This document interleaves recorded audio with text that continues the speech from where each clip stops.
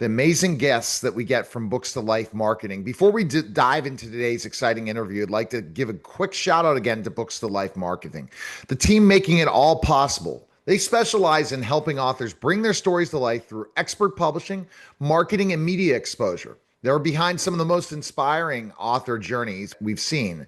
If you're an author looking to elevate your book, Books to Life Marketing is the partner you want in your corner. And our guest today is Patricia Elliot. Her book is titled The Weight of Emptiness, subtitle Comfort and Hope for the Loss of a Loved One.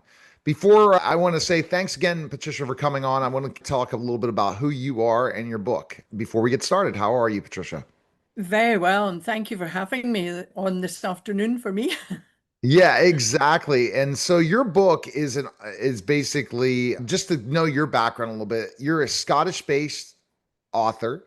Patricia Yeah. Elliot is the founder of Mind Circles with over 20 years experience as a professional speaker and author of academic and professional development books. She promotes well-being and personal growth through resilience and courage using psychology proven techniques like her ABC method, which she is a mentor, coach, and blogger, podcaster, poet, academic examiner, and funeral celebrant. I got to get to that. And she has done stand up comedy. I'm ready to laugh with you today. She's a passionate storyteller and thought leader. She believes in the power of humor and personal experience to inspire change. She holds university degrees in music, law, psychology, education, but she values most is her degree from the University of Life. Amen. That's me too. She Yes. has a natural affinity for people and uses her personal life skills, positive attitude, and wide ranging experience to inspire, empower, and motivate her readers for her books. Her writing style is engaging and positive, and she's always sensitive and encouraging. Patricia believes that and knows that sharing is caring and helps healing.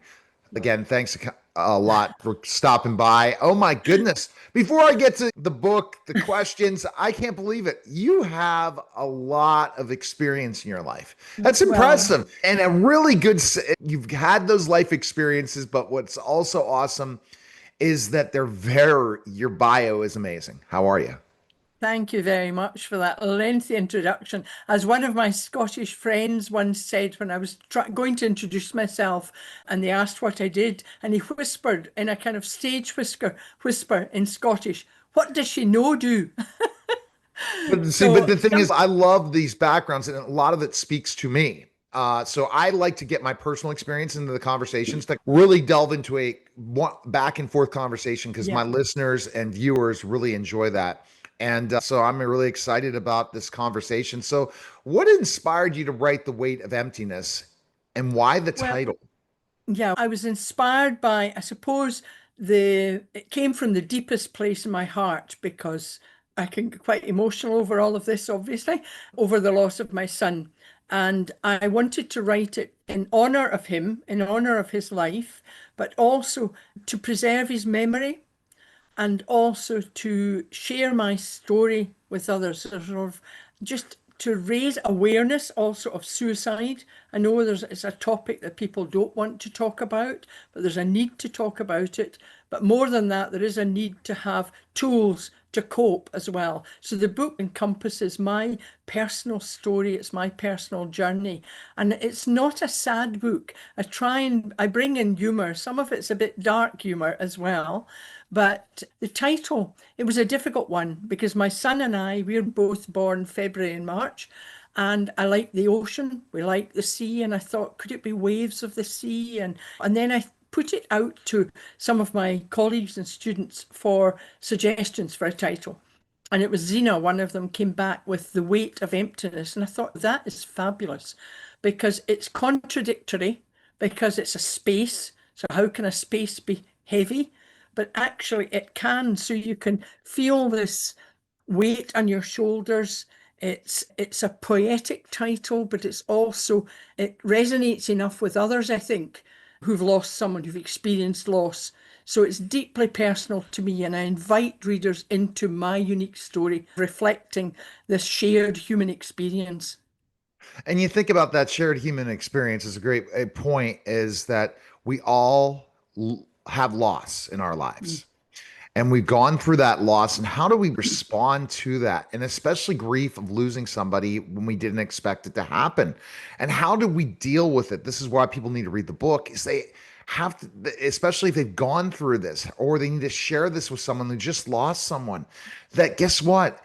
It is so difficult. And if you're grieving for weeks or months or years, there's no timeline to this. Sorry. No, no. Everyone is different. And there's no grief doesn't it doesn't end. It's something that it goes on forever, and therefore every day is different. I know my book, I hope, is different. There are lots of books on grief, and they talk about the stages of grief. And the stages, to me, I don't think they're sequential. I think you can have them all mixed up. You can have, in 1 hour, you can have all of them. I think you can experience denial, the anger, the what ifs, even the last one, acceptance. Doesn't mean that you're accepting the loss, but it's okay that it becomes real to you. And I hope that I just bring in my personal experience. I still experience the grief every day. And when I talk about Yeah. it, it can get quite heavy. But then I think I've got tips and tools that I use so I'm able to talk to people about it. So I would say to people, give yourself permission to grieve. I think it's very important. Some cultures are good at it. I think certainly us with a stiff upper lip, let's not talk about it, let's not do this. I think it's very important to give yourself permission, give yourself space as well. I think you need that alone time. I know lots of people don't like to be alone, but I think you do need that alone time so that you can sob uncontrollably if you want to, with nobody saying, what's wrong with you? What's wrong with you? Because sometimes you can't explain it. It can be a piece of music, it can be something that just you hear something and you hear somebody laugh. I often think, oh, is that my son? And it's not. So Yeah. you've got all these things. You've got to look after yourself as well. You don't get over grief. You learn to carry it. You learn to endure with it, even a hopeful way. And this is a great point you're making it. And I love where you're drawing into this is specifically enough that the book's different than any book when you talk about grief. You put a lot of laugh, but I just don't understand. And Patricia, this is where really the conversation people definitely are not when they know someone that's lost a loved one, especially to suicide, and they don't know how to share. A book like this would be something to escape. The thing that we as human beings, and lots of people are suffering from mental illness, lots of people are suffering, they're upset, they really aren't happy with their lives. And I feel bad for them because I love my life and I want to live it each and every day and breathe it each and every day. And I can't wait till the next day I get up. And I think you could tell that from just Yeah. meeting me that I Yeah. just am full of life. And regardless of what happens, it is an amazing thing. But when we go through these pains, how do we respond? And I think our society thinks it's like scraping your knee or Yeah. breaking a bone. Oh, you're going to heal. There's a timeline to healing. And some people, because I've worked with one of my clients before, and she wrote a book on grieving. And she literally said that we never know when that time is. Never, ever know when that time is for grieving, when it's going to be over. And one person is going to be different than the other person, right? Yes. Yeah. Does that We're make we're all sense? different. Yes, we're all different, and we all experience grief differently. I think a lot of people will say to me, "Oh, you're always smiling." Yes, I almost in honoring my son's life, I can smile and I can laugh. People feel a bit guilty. I've had people say to me, "I'm guilty. I Oh, was laughing and enjoying myself," but why not? Allow yourself to do that because I think it's important that you don't feel guilty about that. You can live on. It's just honoring their life all the time. And my son in fact, you would never have known he'd any problems. I knew as a mother, he maybe went through pain. And I would say to people, they're out of pain now. There are things that you have no control over. right. And if you've no control over that, you need to let that go and let them go in peace. Let him go in peace. I love that point. Can you share a moment or story about Bruce from the book that feels captures its essence so that people that pick up the book know you seem like an amazing storyteller. So I want to hear one of those. This is a moment I write about it in the book, but one of the things, in fact, I have it here, is a teddy. He Oh, had this teddy always, And it's interesting that when I went to his flat after this event, I went with a friend and we were sitting on his bed. And he was sometimes quite a messy person, but he clearly tidied up. Everything was in pristine order. And there were some letters, one for me, which was, I was fortunate with that because lots of people don't know why. It wasn't a reason. He said in his letter, I just felt trapped in another character. It's nobody's fault. That was very emotive for me. That really, it just, it summed him up really. But I then went back the next day, and when I sat on the bed, this teddy was on it. It was not there the day before. I can't explain that, but I felt it was like him saying, take the teddy, and if you ever need a hug from me, hug the teddy. So this teddy's now with me all the time. It sums up how he felt. It just, it blew me away actually, and I can't explain it. And my friend was with me. I said, was that there the day before? She said, no. It really, it just some, I think there are things we can't explain in life, No. and just not to try and explain it.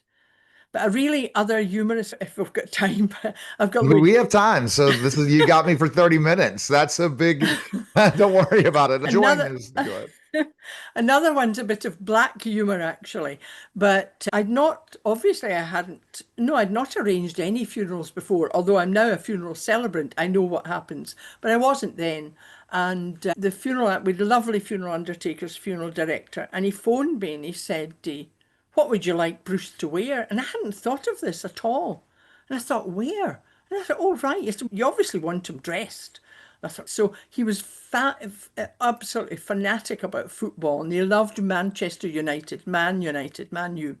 So he had a T-shirt, red T-shirt with the number 7. So I spoke to his brother and sisters. I said, oh, that's ideal. So I took the T-shirt up to the directors, and he said, that's lovely, but do you not want him fully dressed? I said, oh, okay, forgot about that. So I went into town, and Bruce was very particular about his clothes. Not designer, but very specific what he wore. And he was tall and thin. So I thought jeans. So I went into one of the men's shops, and I was telling the assistant about my son, and I was looking for jeans for him. He said, you'd better to bring him in. So I said, it'd be a bit difficult because he's dead. And I didn't Oh my mean to God. shock him. I I know, but you're apologize. like, oh my But goodness. I said, oh, I'm really sorry. But do you know, in a way, it helped me because I think I felt the need to say he was dead. You Oh, know, this make it yeah. real. So we then got the genes and things, but it was, so I bring these stories in because I think people are loath to talk about some of the things that happen.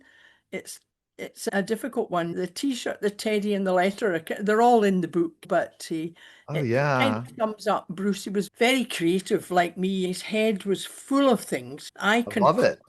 compartmentalize things. He couldn't. It was like, oh, he was going 100 miles an hour or very quiet. So we this two sides of him. There's I'm, definite two I'm sitting sides. with Teddy just now, so he's with me.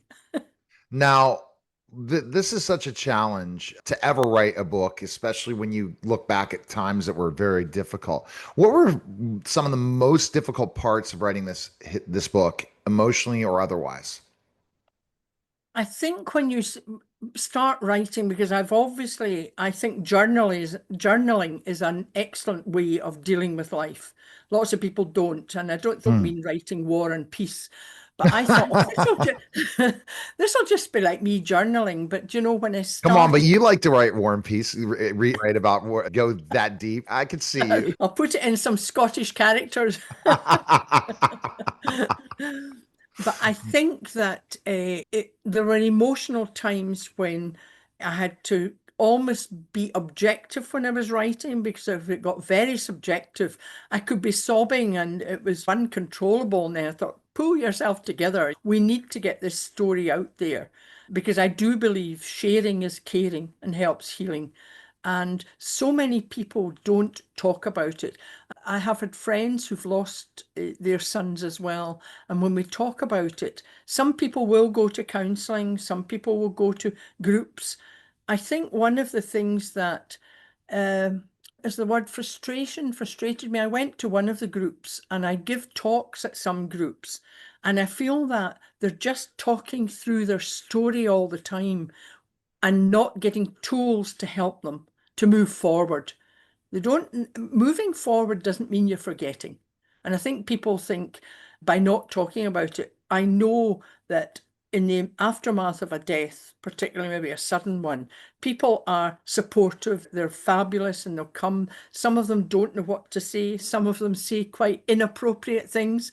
And I've told others they're not trying to hurt you. They had a good innings if it was your grandpa, or if it was a young child, but he wasn't in this life long. These are horrible things to say, but they don't mean it. They don't know what to say. Right. But I try to introduce the topic by saying it's okay to speak about Bruce.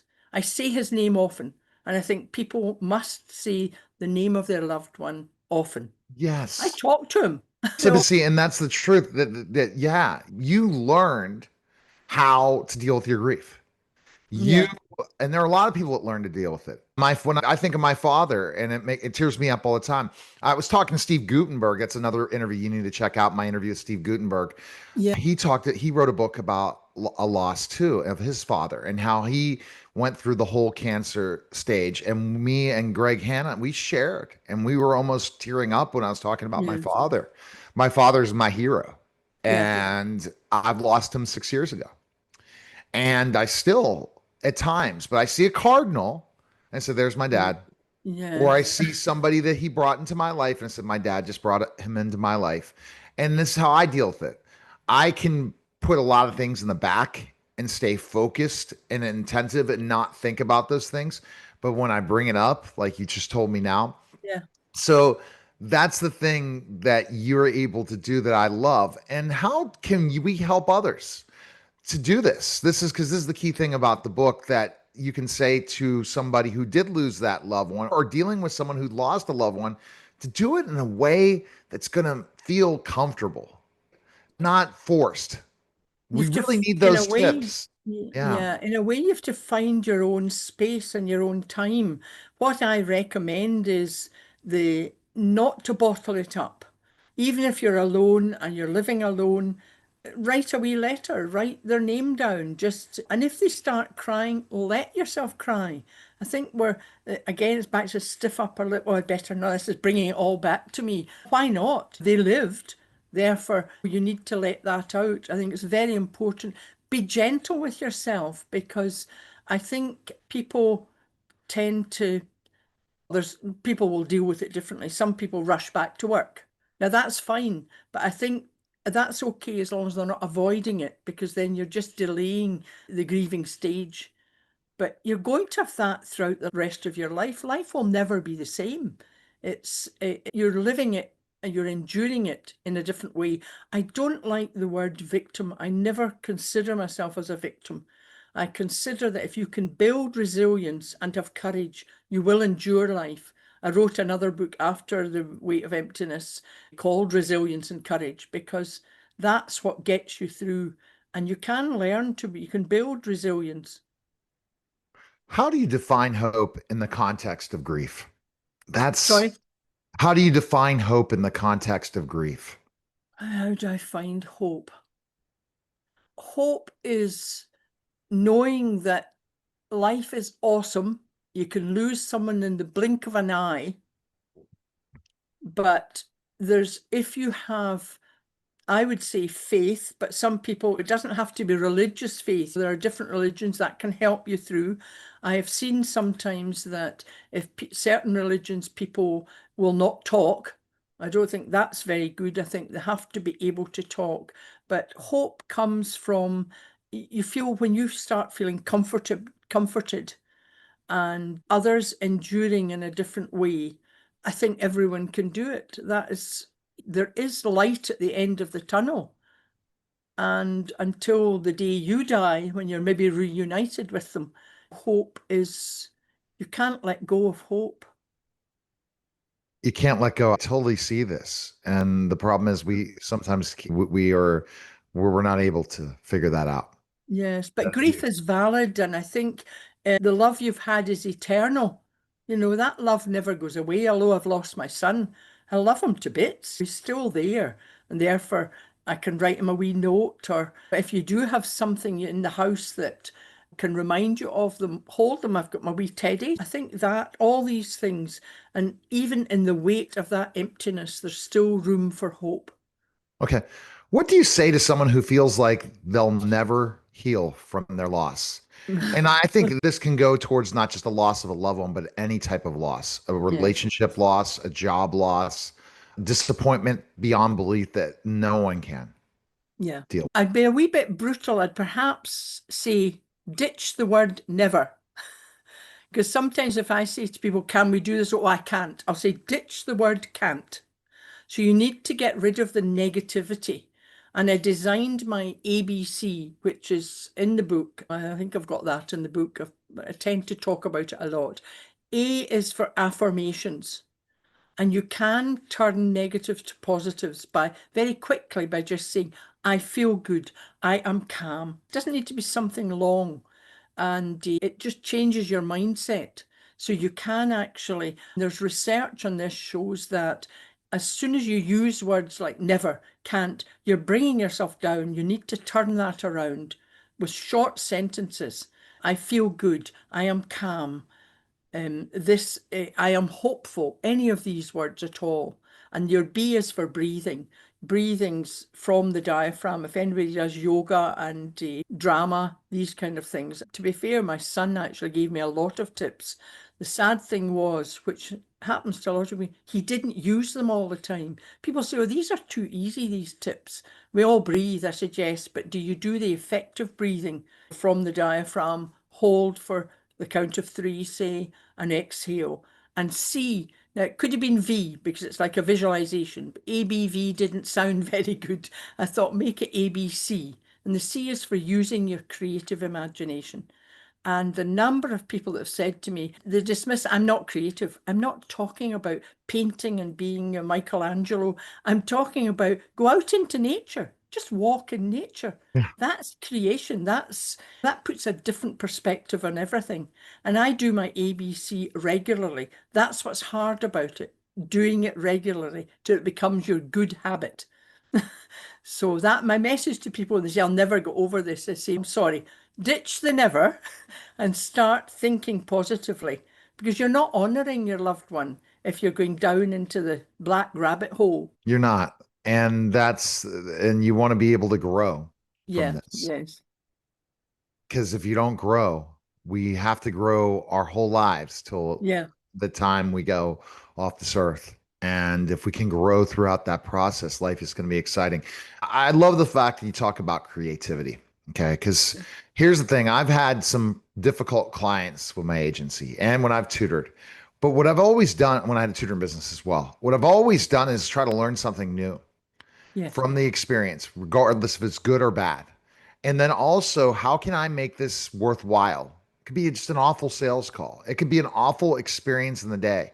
But how did I learn from this? Napoleon Hill talks about there's a seed of benefit from anything that's happened in our lives. And if yes, we can look at that in a different way, everything that we experience can be extremely an interesting life. yes. What are your And thoughts on that? And well, I I think that think I'm similar. I say to people, what I've learned, I've got my greatest strengths from my greatest challenges. Don't see challenges as obstacles, as something adverse. You've got to see them as opportunities to learn and grow. If you're not doing that, like you, I mentor other people, and I remember nothing, it was to do with a loss of a job, actually. Two people lost a job, and it was interesting. I looked at their different attitudes. One, life was over. And she was saying to me, I can't get any other job. I'm going for interviews. I said, have you ever thought to me, you've got an energy and an aura about you. If you immediately go, I immediately drop my energy and, oh, nobody wants to hire somebody that's like that. The other girl saw it as an opportunity to grow and she was getting job offers. And the other girl couldn't understand it. And I said, it's the way you're approaching it. yep. I think if you've got that, pull yourself up, dust yourself down, as they say, and have that kind of positive straighten your back. I do Motivational Mondays as a short YouTube video, and I've shortened them because people don't have time. So I thought just teach them tips on how to be resilient, right? Let's just back against the chair, see yourself as somebody positive, and you feel good. You know, you've to. I was Yeah. nervous coming into this interview. People are. You've got to write, I'm going to be the best I can, You're relax. very good. You're great.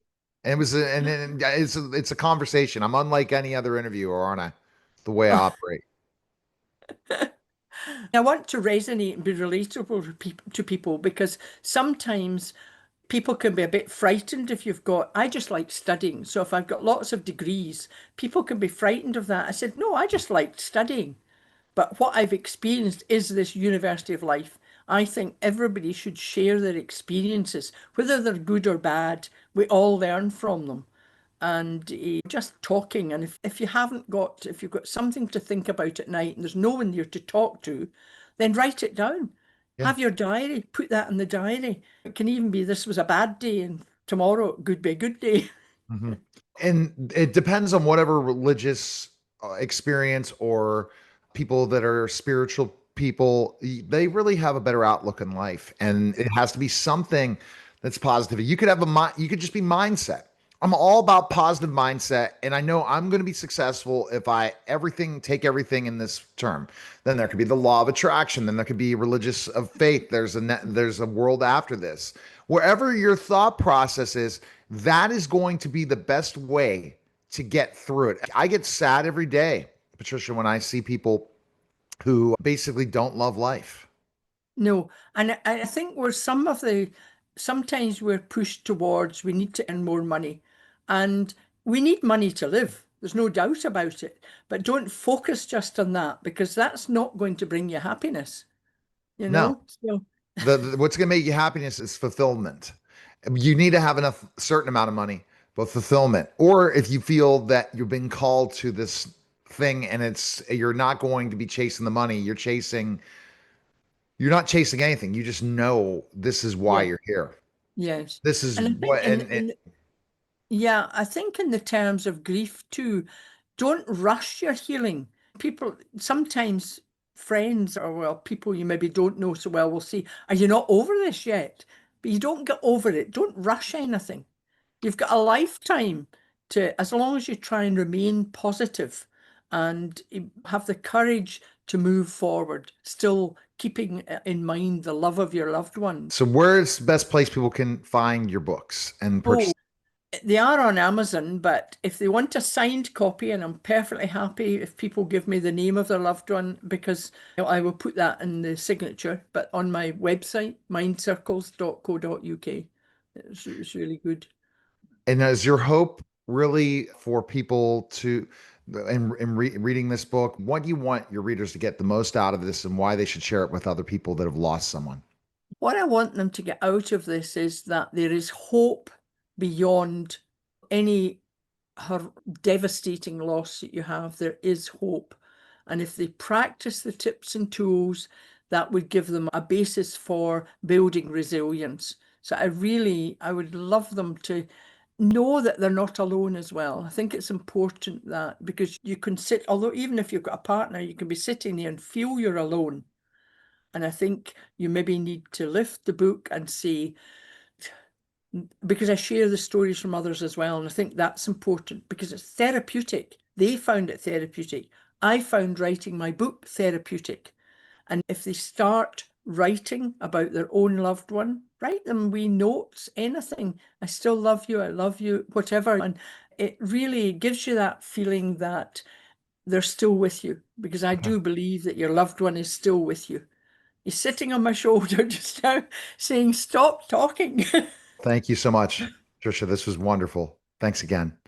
All No. right. That was a special simulcast. So you're listening and watching the Neil Haley Show, and we'll be back in just a moment.